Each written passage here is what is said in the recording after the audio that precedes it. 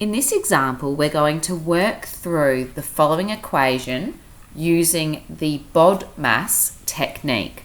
So the first step is to write the entire equation along the top of your piece of paper, like I've done on screen. Sorry, that's my puppy. On the left-hand side of the page, you're going to write BODMAS. And we're going to use this so that we know what order to approach the equation. So to start off with, we're going to look for anything within the brackets. We have two lots of brackets, so we're going to solve what's in the brackets first. We know 2 plus 2 equals 4, and we know that 3 times 3 equals 9. So we write them on the B line. We then fill in the rest of the equation exactly the same as the line above. Then we're going to move on to O for orders and powers. However, as you can see in this equation, there are none. And in this instance, if a letter of the BODMAS is missing from your equation, you can simply move on to the next letter. So now we're going to look for division. And we have that.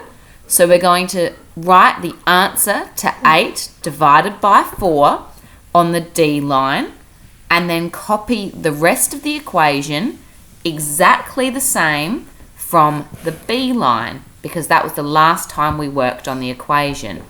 Then we're going to move on to the multiplication line, and we know that we have 1, which is 2 times 4. So the first thing that we need to do is answer the equation 2 times 4 and write the answer, which is 8, on the multiplication line. We then fill in the rest of the equation exactly the same from the above D line. Then we're going to look for addition, and we have two additions in this equation, 8 plus 9 plus 2.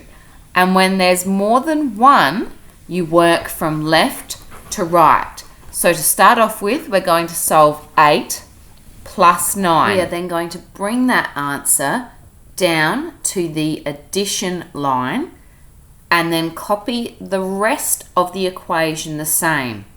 However, we still have one more addition, so we're going to solve that and then copy the rest of the equation.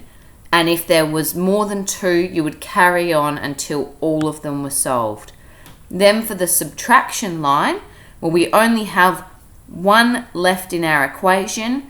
10 minus 19 is minus 9, and we know that that's the answer.